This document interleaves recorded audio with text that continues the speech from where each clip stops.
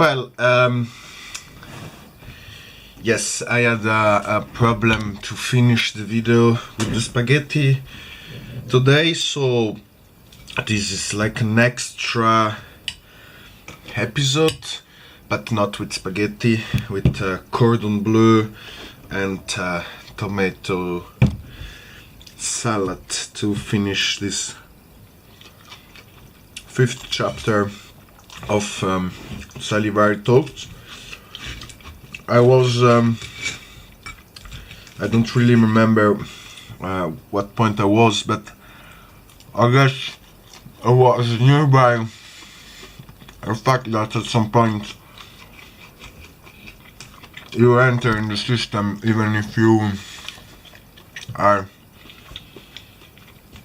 a sort of marginal figure, and then you actually enter, in my opinion, in the system as a kind of curiosity or weirdo, and then you cannot really escape from that. If you suddenly change, you will be kicked out suddenly because the system wants you to be how the system chooses you. And that's the kind of issue. And the problem about the role you want to play. And if you are totally free to be whatever you desire to, and to get back in the position I was trying to define, is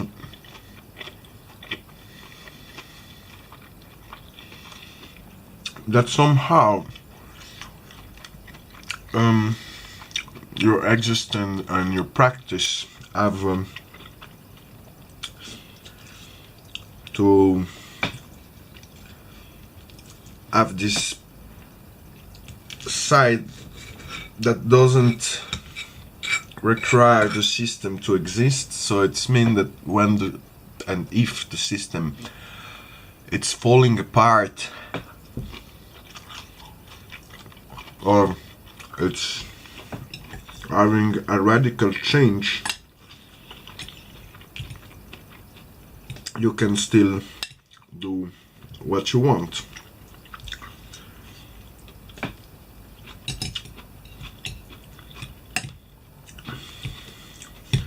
So maybe the extension of this question is like this conformist, no conformist position.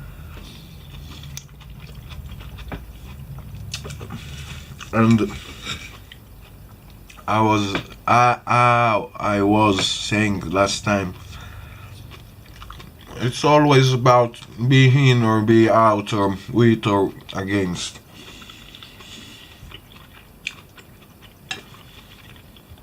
I've read a book which I haven't speak yet in the Lumpen, and probably I won't, but so maybe this is the nice occasion to have a few words on it.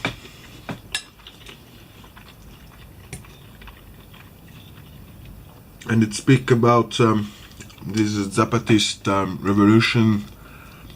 No, sorry, I shouldn't say revolution because this is part of the argument.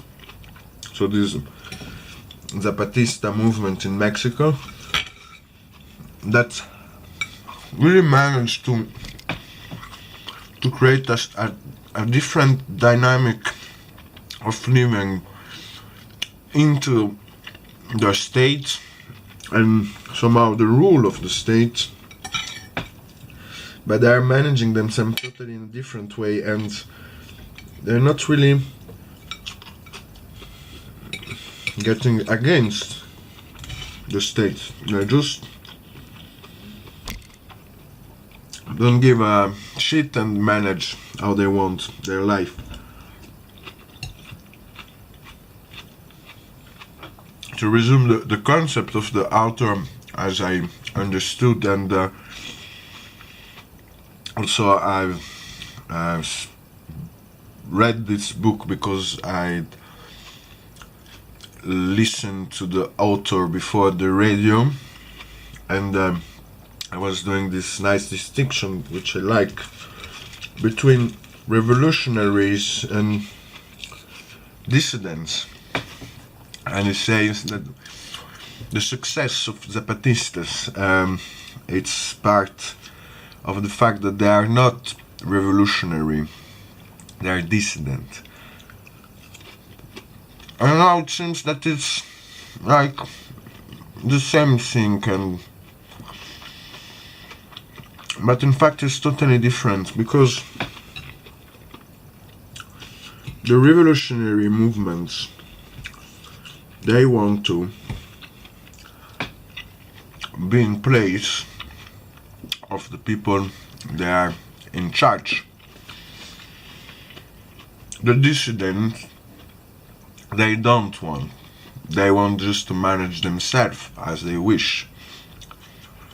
So there is not this, let's say, peak movement that George Orwell described in his Animal Farm book,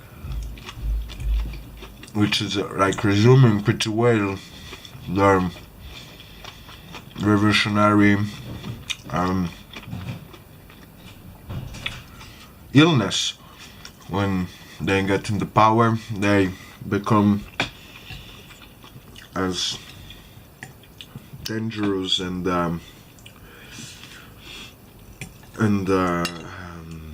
even worse than the previous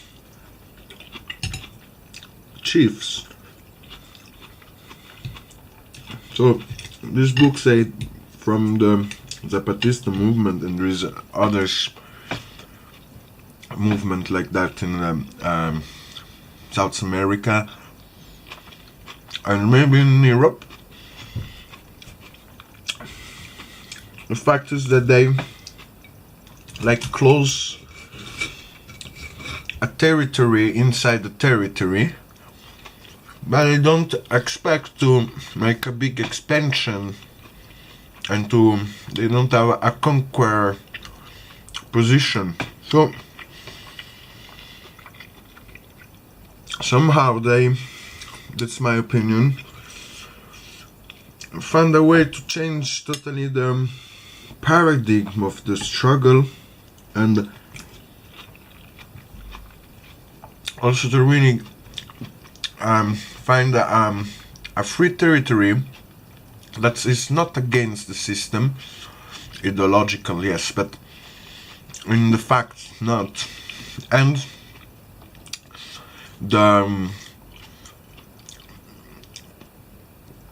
the system don't really want to have them, because they cannot take them. It's if the system take them totally, then it's mean that they really want to change, and it's like declares own death.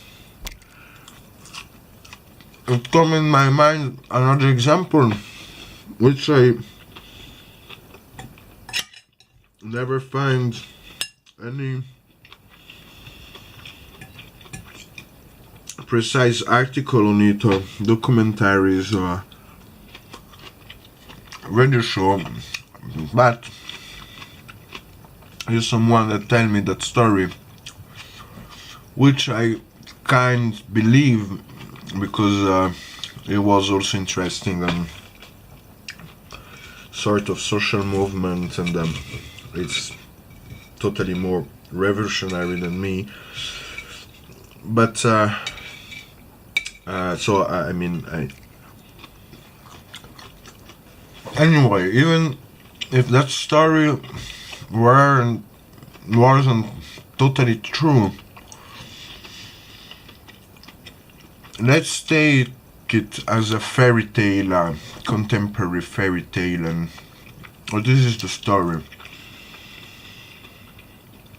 That in Germany, like 10 years ago, was like this little town countryside town,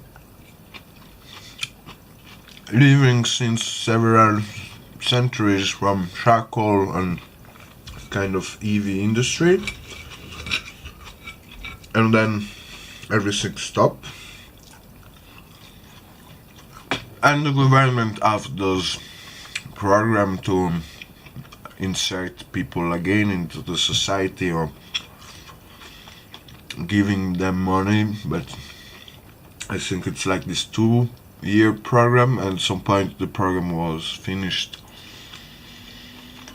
and they managed to really live without money, and just so with some kind of necessary stuff, with let's say the minimum negotiation with the outside economy, and there was like doctors or people like that. They came there knowing that they won't be rich or having a lot of money. So my knowledge finished here, and the fact is that the government came to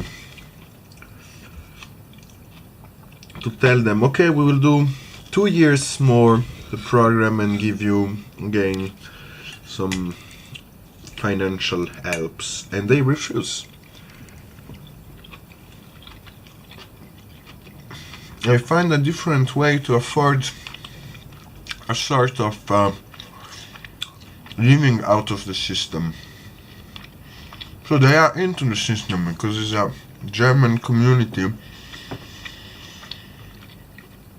but it doesn't really follow the rules. And this is another point which I forget today with the spaghetti, and to almost finish and relinked everything with the art. I was saying that the system or the agents of the cultural system, they consider some truths as mistake, and of course in the aesthetic way usually. That's wrong. Sometime now it would be nice to clear in which condition. I will do a short historical example to maybe more show what I mean. But in sometimes what we considered as mistake and out of a habit are provoked by choice, and in that moment those choices, they are not anymore mistakes, they are choice. So it's a wish to really go in that direction. To make it short, I just think about also I like to make this example because you have a sort of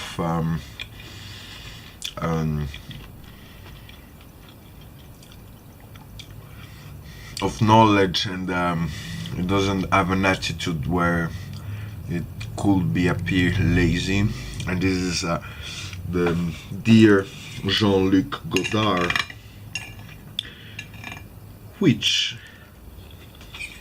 whom made like those movies in the 60s that they weren't following the rules of the established cinema, and they become a sort of aesthetic. Of course, he was not alone, he was part of this new wave, etc.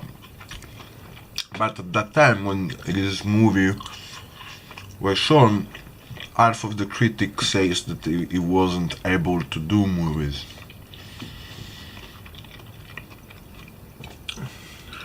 Fact that today seems really strange. And I guess to really make a conclusion, And it will be interesting to more see the position of Godard, because now with my little knowledge I don't really have the impression that he want to break the Hollywoodian movies or rule. He don't want to break everything. It's interesting to create something else with other logic and with other goals, and at the same time is not really look to go into some really marginal stuff and to push it so much that it will really get him out of any distributional system. So you have one foot into the system and one foot out of the system, and in this case I would say that you have kind of a foot in the productional system, and the foot outside is in the aesthetical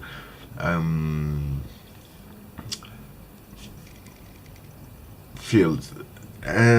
So I don't know if this video I've been clear, but it's really hard to speak about system nowadays, and I think it's similar to be theologist in the 18th century or the 19th century, because the system is as big as God, and somehow you cannot escape from God. And if you turn in Satanist, actually, and this is not only my opinion, I've read it in some book, you're just turning all the logic of the religion, and Satan becomes God, but then all the hierarchy and all the stuff, it's the same. And I would say that is somehow the marginal or revolutionary position. The dissidence, I don't know, in the Middle Age, what could be the dissident? Maybe the philosophers, sometimes the artists, probably a lot of farmers that they didn't let us know what they soaked, because they were not doing the dissidence by writing or leaving some trace. But yeah, I guess that will be my conclusion, and the last video of Salivari Talks for the Lumpen Universität in especially Biel, Bienne, Switzerland. I don't know if Mr. Salivari will come back in the YouTube. I still have this difficulty to speak to the camera and place those conversation, a digital conversation on YouTube. But we never know, and I will anyway keep to eat spaghetti. But it was nice to do this videos, because I get back into some recipes that I didn't eat since a lot of time. And I would like to thank people that have followed the activity of the Lumpen Universität, and hopefully see you in real life, especially in Biel or whatever, wherever we met. And yes, maybe next time I will try also to be more precise with my English, but I hope we passing through the accent and the grammatical mistakes that actually are not a choice, but they are, in that case it's really a mistake. Thank you. Bye.